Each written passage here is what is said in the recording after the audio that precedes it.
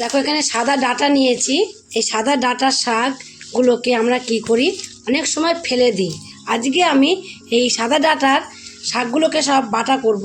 এই সাদা ডাঁটার শাকগুলোকে বাটাটা আমি কিভাবে করব সেটাই তোমরা প্রথম থেকে শেষ পর্যন্ত পুরো ভিডিওটাকে দেখতে থাকো। তো এখানে দেখো আমি সাদা ডাঁটাগুলোকে নিয়েছি।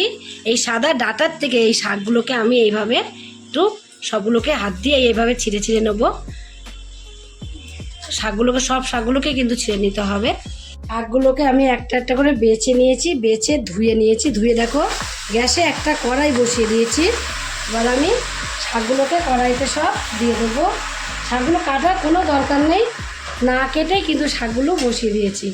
অল্প করে একটু জল দিয়ে দেবো এর মধ্যে। আমি জল দিয়ে শাকগুলোকে একটু আমি এবার সিদ্ধ করে নেব। সিদ্ধ করে নেবো বলে কিন্তু আমি শাকগুলোকে কেটে নিয়ে নিই। ওকে দিয়ে আমি কিন্তু আমাদের লবণ টবণ কিছুই দেবো না, একটু ঢাকা দিয়ে গ্যাসটা কমিয়ে সিদ্ধ করে নেবো। কিছু সময় ঢাকা দিয়ে রাখাতেই দেখো কত সুন্দরভাবে সিদ্ধ হয়ে গেছে শাকগুলো। তোমাদের আমি নেড়ে দেখিয়ে দিচ্ছি কত সুন্দর সিদ্ধ হয়েছে। বেশি সময় কিন্তু লাগিয়ে তারপর লবণ টবণ ছাড়াই কিন্তু শাকটাকে আমি পুরো সিদ্ধ করে নিয়েছি। এবার নামিয়ে দেবো, নামিয়ে একটু ঠান্ডা করে নেবো। একটু ঠান্ডা হয়ে গেলেই দেখো এখানে আমি একটা মিক্সির জার নিয়েছি। এই মিক্সির জারের মধ্যে আমি সমস্ত সিদ্ধ করে রাখা শাকগুলোকে মিক্সির জারের মধ্যে নিয়ে নেব। সমস্ত সিদ্ধ করে রাখা শাকগুলো আমি মিক্সির জারের মধ্যে নিয়েছি। আবার এর মধ্যে কী নেব তোমরা দেখো। নেব এর মধ্যে কটা আমি কাঁচা লঙ্কা।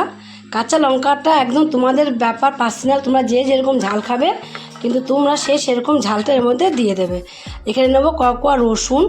রসুনটা একটুখানি আমি বেশি করেই নিয়েছি। রসুন তো জানোই তোমরা, খেলে গা হাত পা এমনি ব্যথা কমে যায়, আর রসুন বাটা খাওয়া ভালো। আর এর মধ্যে আমি দিয়ে দেবো কালো জিরে। কালো জিরেটা কিন্তু বেশি দেবো না, বেশি দিলে না তেতো হয়ে যায়। তার জন্য কালো জিরেটা দেবো আমি 1 চামচ। দেখো 1 চামচের একটু কম আছে, 1 চামচের কম একটু কালো জিরে দিয়েছি। কালো জিরে দিলে বেশি তেতো হয়ে যাচ্ছে, সেটার জন্যই আমি অল্প করে কালো জিরে দিয়েছি। আর একটা জিনিস আমি দিয়ে দেবো, দেখো এখানে কাজু বাদাম দেবো, কটা ভাঙা কাজু বাদামগুলোকে এর মধ্যে দিয়ে দেবো। একটু জল আমি এর মধ্যে দেবো। শাকটাকে সিদ্ধ করার সময় কিন্তু আমি এর মধ্যে কোনো রকম লবণ দিইনি, তাই অল্প একটু লবণ আমি এর মধ্যে এখন দিয়ে দেবো। একটা মিহি পেস্ট তৈরি করে নেবো। সামান্য জল দিয়ে দেবো, অল্প না দেওয়ার মতো অল্প করে একটু জল দিয়েছি। এমনি তো আমি শাকগুলো যখন সিদ্ধ করে নিয়েছিলাম জল ভাব আছে, তার জন্য জল আমি বেশি দিলাম না। মিহি করে আমি রেখে দিয়েছি। করে এদিকে দেখো গ্যাসে একটা আমি কড়াই বসিয়ে দিয়েছি আগের থেকেই। কড়াইটা কিন্তু গরম হয়ে গেছে। কড়াই গরম হয়ে গেলে তেল দিয়ে দেবো। পরিমাণ মতো তেলটা দিতে হবে। একটু তেলটা বেশি দিলে কি হবে, তেল হবে, খেতে কিন্তু খুবই ভালো লাগবে। তার জন্য একটু তেলটা আমি একটু বেশি করেই দিয়েছি। তেলটা গরম হয়ে গেলে দুটো শুকনো লঙ্কা আমি বোটা শুদ্ধই দেবো। বোটা শুদ্ধ দুটো শুকনো লঙ্কাকে আমি একটু ভেজে নেবো, লাল করে ভেজে নেবো। দেখো দিতে কিন্তু বেশি টাইম লাগলো না, যেহেতু তেলটা গরম আছে তার জন্য তাড়াতাড়ি করে কিন্তু লাল করে ভেজে নেওয়া হয়ে গেল। এবার আমি তুলে নেবো। এই দুটোই তুলে নিয়েছি। তুলে নিয়ে এবার আমি যে মিহি পেস্টটা করে রেখে দিয়েছিলাম শাকটাকে, সেটা এর মধ্যে দিয়ে দেবো। এই সমস্ত প্রচুর পুরনো যুগের খাবার, এসব পুরনো আগে আমার ঠাকুমারা খুব করতো। এসব তো এখন তো কেউ করেই না, এখন এসব খাওয়াও যায় না, খাটনি হবে বলে অনেকেই করে না। আর এই যে একটু লেগেছিলো সেটাকেও কিন্তু ধুয়ে আমি ভেতরটাকে ধুয়ে একটু জল দিয়ে দিয়েছিলাম, জল দিয়ে ধুয়ে তারপরে সেটাও আমি এর মধ্যে দিয়ে দিয়েছি।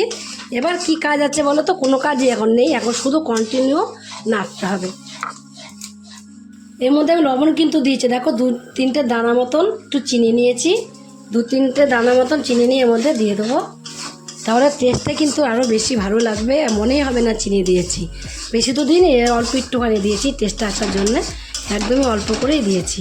আর লঙ্কাটা তোমাদের তো বলেই দিয়েছি, তোমরা যে যেরকম ঝাল খাবে কিন্তু সেরকম লঙ্কাটা তোমরা এর মধ্যে দিয়ে দেবে। দিয়ে এবার এভাবে কন্টিনিউ নাড়তে থাকতে হবে। ছোটোবেলায় যখন আমার ঠাকুমারা এগুলো করতো, আমি বলতাম কি খাও, কি করো, কিন্তু এখন তো দেখি যে কত সুন্দর একটা খাবার। এই দিয়ে এক থালা ভাত খাওয়া যায়। যার জ্বর আসবে, জ্বর আসে, মুখে রুচি নেই, এই বাটা যদি তোমরা করো না, শাকের থেকেও তোমরা এই বাটা যদি এইভাবে করো তোমরা, তোমাদের গা হাত পা ব্যথাটাও কমে যাবে, আবার তোমাদের মুখেও রুচি আসবে। মুখে রুচি আসার জন্য আজকে এত সুন্দর একটা আমি রেসিপি তৈরি করেছি। নাড়তে দেখো এখন কিন্তু অনেকটাই শুকনো টাইপের হয়ে গেছে। একটু একটু লবণটাকে চেক করে নিতে হবে, যদি লবণটা না হয় একটু এখন দিয়ে দিলেও হবে। এখন দেখো নাড়তে নাড়তে কিন্তু অনেকটাই শুকনো টাইপের হয়ে গেছে।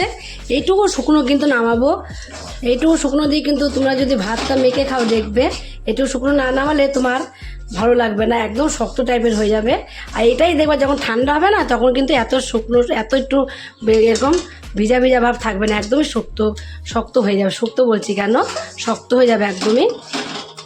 দেখো একদম কিন্তু শুকিয়ে গেছে, যতটা জল জল ভাব ছিল ততটা জল জল ভাব কিন্তু আর নয়। জল তো নেই, তো দিলামই না বেশি, তোমরা তো দেখলে বেশি জল আমি দিইনি, শুধু মিক্সির জারটা ধুয়ে যেটুকু জল দিয়েছি জাস্ট, তাছাড়া এক্সট্রা জল তো এর মধ্যে দিইনি। তাই দেখো একদম কমপ্লিট হয়ে গেছে। নিয়েছি দেখো, এটা দিয়ে ভাত মাখবে আর এই শুকনো লঙ্কাটাকে কামড়ি কামড়ি খাবে, দেখবে কতটা সুন্দর লাগে।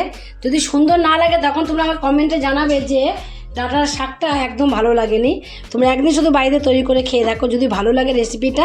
তোমরা যদি ফেসবুক থেকে দেখো ফেসবুকের পেজটি ফলো করে দেবে, যদি ইউটিউব থেকে দেখো ইউটিউবের চ্যানেলটি সাবস্ক্রাইব করে দেবে, পাশে থাকা বেল আইকনটিটা প্রেস করতে ভুলবে না, তাহলে নতুন নতুন রেসিপিগুলো তোমাদের কাছে কিন্তু তাড়াতাড়ি পৌঁছে যাবে।